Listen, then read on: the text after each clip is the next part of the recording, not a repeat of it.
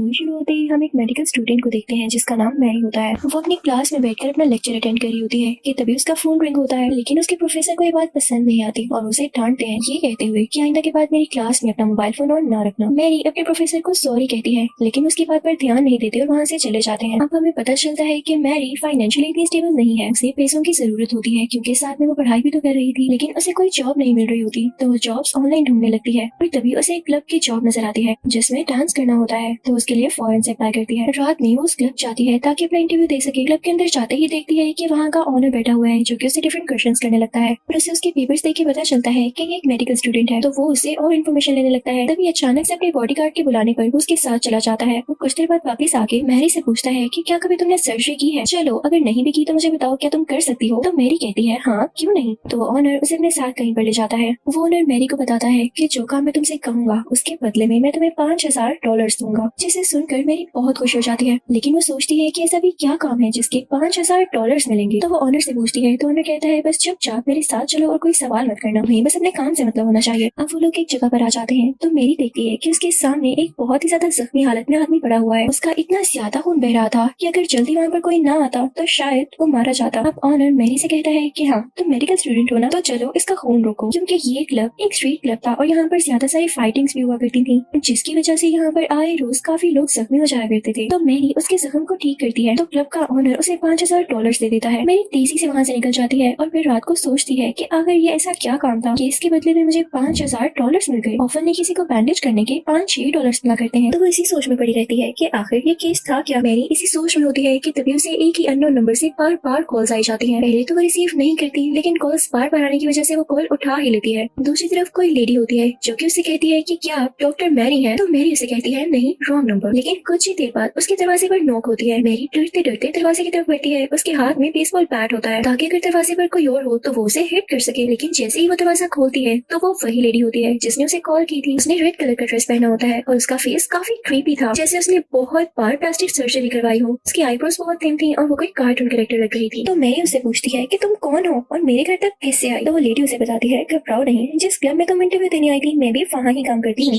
मैंने तुम्हारे पेपर्स पर से तुम्हारा एड्रेस पढ़ा। तो मेरी कहती है ओह अच्छा, लेकिन तुम्हारे फेस के साथ क्या हुआ। तो वो लेडी बताती है हाँ इसके लिए भी तुम परेशान नहीं हो, ये मैंने खुद ही किया है, लग रही हूँ ना मैं एक कार्टून कैरेक्टर जैसी। वो कैरेक्टर मेरी फेवरेट थी और देखो मैंने उसे जैसा गेटअप कर लिया। अब ना मेरी दोस्त को भी एक प्लास्टिक सर्जरी करवानी है, तो मैंने सुना है कि तुम एक मेडिकल स्टूडेंट हो और काफी कुछ जानती हो, काफी टैलेंटेड भी हो, तो क्या तुम मेरी दोस्त के लिए भी ये कर सकती हो, उसकी फेस की मॉडिफिकेशन। तो मेरी कहती है ऐसे कैसे। तो वो लेडी उसे कहती है इसके लिए तुम्हें बहुत ज्यादा पैसे मिलेंगे। तो मेरी मान जाती है क्योंकि उसे पैसों की ही तो जरूरत थी। अब वो लेडी मैरी को अपने साथ एक जगह पर ले आती है। वहाँ पर जाकर मैरी उस लड़की से मिलती है जो कि उस लेडी की दोस्त होती है। उसकी शक्ल तो पहले से चेंज हुई थी, जैसे किसी बारबी की हो, लेकिन यारी बारबी नहीं, फनी और क्रीपी बारबी। और वो लड़की मैरी से कहती है कि मुझे बारबीज बहुत पसंद है, फेस मॉडिफिकेशन तो मैं पहले ही करवा चुकी हूँ, मुझे बॉडी मॉडिफिकेशन करवानी है और पूरा का पूरा बारबी की जैसे बनना है। तो मैरी मान जाती है क्योंकि इसके लिए उसे काफी पैसे मिलने थे।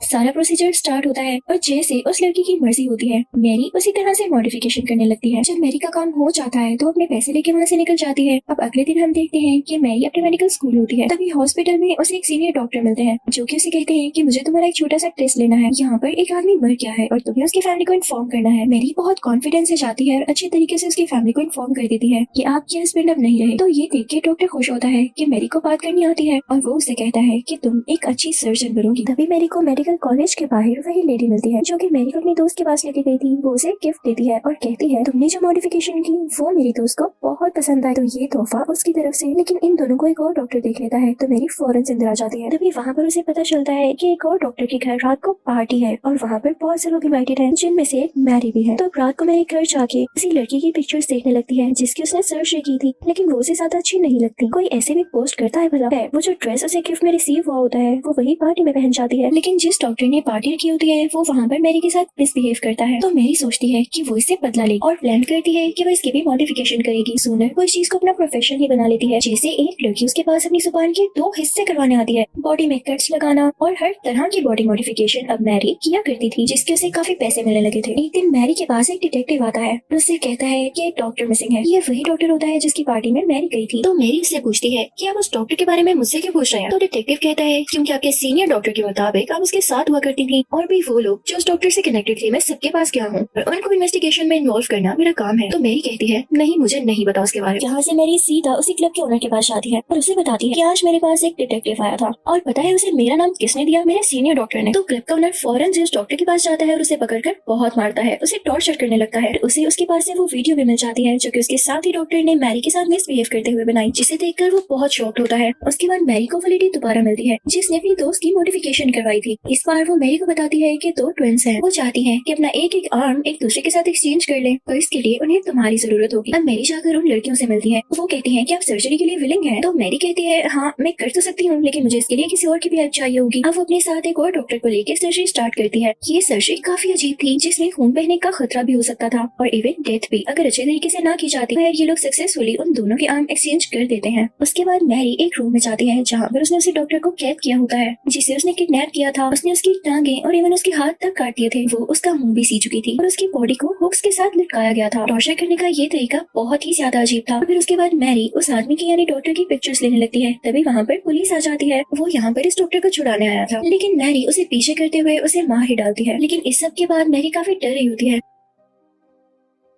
तो उसे क्लब ओनर का बॉडीगार्ड समझाता है कि तुम्हें ब्रेव होना होगा, ऐसी मुश्किलें तो आती रहती हैं और जो तुम काम कर रही हो उसमें तो एक छोटी सी चीज है। अब वो दोनों ट्विंस भी मैरी को उसके काम के पैसे दे चुकी थी और वो काफी खुश हो जाती है। और दूसरी तरफ जब हम उस लड़की को देखते हैं जिसने अपनी बॉडी बारबी की तरह कर ली थी, तो उसे उसका हस्बैंड देख के बहुत गुस्सा होता है कि तुमने अपनी अच्छी खासी बॉडी का क्या हाल कर लिया है। अब उधर मैरी के घर वो डिटेक्टिव दोबारा आता है और उसे बताता है कि वो दूसरा डॉक्टर भी मिसिंग है। क्या तुम उसके बारे में जानती हो? तो मैरी तो जानती थी कि उसे क्लब ओनर ने पकड़ पाया होगा या हो सकता है उसे अपने पास ही किडनैप करके रखा हो। तो वो कुछ नहीं बोलती और डिटेक्टिव को पानी में मिलाकर कुछ दे देती है। लेकिन तभी डिटेक्टिव उसे कहता है कि जो डॉक्टर पहले मिसिंग हुआ वो वाकई में बहुत बुरा इंसान था। उसने काफी लोगों के साथ बुरा किया और उसे जिसने भी किडनैप किया है वो उसकी अपनी गलती की वजह से हुआ। तो मैरी उसका ग्लास लेके उसका पानी चेंज कर देती है क्योंकि अब बात उसके हक में जा रही थी। यानी अगर ये प्रूफ हो भी जाता कि मैरी उसके साथ गलत कर रही है तो शायद उसकी पकड़ ना होती। अब वहाँ से मैरी सीधा क्लब जाती है क्योंकि वो ओनर से पूछना चाहती थी कि क्या उसी ने दूसरे डॉक्टर को किडनैप किया है। लेकिन देखती है कि वहाँ पर एक और लड़की है और वो उसे काफी मारती है। लेकिन वहाँ पर कैमरा लगे होने की वजह से वो उसका छोड़ देती है। फिर वो उसी ओनर से पूछती है कि क्या तुमने डॉक्टर को किडनैप किया है, तो वो हाँ कहता है। लेकिन साथ ही वो मैरी को ये भी बताता है कि वो लेडी जो तुम्हारे पास क्लाइंट्स लेकर आती है वो 2 दिन से कॉल नहीं उठा रही है। पहले वो क्लब भी आती थी लेकिन अब क्लब भी नहीं आ रही है। तो मैरी उसको लेके भी काफी वरीड हो जाती है कि ऐसा तो पहली बार हुआ है। वहाँ से मैरी सीधा अपने घर चली जाती है, लेकिन रात को उसे कॉल रिसीव होती है जो कि उसे लेडी की थी। वो दूसरी तरफ दिखाई जाती है तो काफी जख्मी हालत में होती है। वो जमीन पर लेटी होती है जैसे उसे किसी ने काफी ज्यादा मारा हो। वो मैरी को बता रही होती है कि जिस लड़की की बॉडी को हमने बारबी जैसा मॉडिफाई कर दिया था उसका हस्बैंड काफी गुस्से में था। उसने मेरे से मुझे ब्लैकमेल करके तुम्हारे बारे में सारी इन्फॉर्मेशन ले ली है और वो जल्द ही तुम्हारी तरफ आता होगा। लेकिन इससे पहले कि मैरी कुछ कर पाती या वहाँ से भाग पाती, पीछे से उसी लड़की का हस्बैंड उस पर अटैक करता है और उसके पेट में कोई शार्प चीज दे मारता है जिसकी वजह से उसके पेट में बहुत बड़ा कट लग जाता है और काफी ज्यादा खून बहने लगता है। लेकिन इसी दौरान मैरी भी उस पर अटैक कर देती है जिससे वो भी मारा जाता है। अब आखिर में मैरी कोशिश करती है कि वो अपनी जान बचा ले। वो अपना इतना बड़ा कट स्टिच करने की कोशिश करती है लेकिन तब तक उसका काफी ज्यादा खून बह चुका होता है और अब इसका कोई फायदा नहीं था। ये दोनों यहाँ पर मर जाते हैं। पुलिस वहाँ पर आती है तो उनको पता चलता है कि मैरी ने बहुत बुरा काम किया। उसे इस तरह से लोगों की बॉडी को मॉडिफाई नहीं करना चाहिए था और बुरे कामों का हमेशा बुरा एंड ही होता है, जिसकी सजा उसे अपने आप ही मिल गई। और इसी लेसन के साथ ये मूवी यहीं पर एंड होती है। Thank you for watching.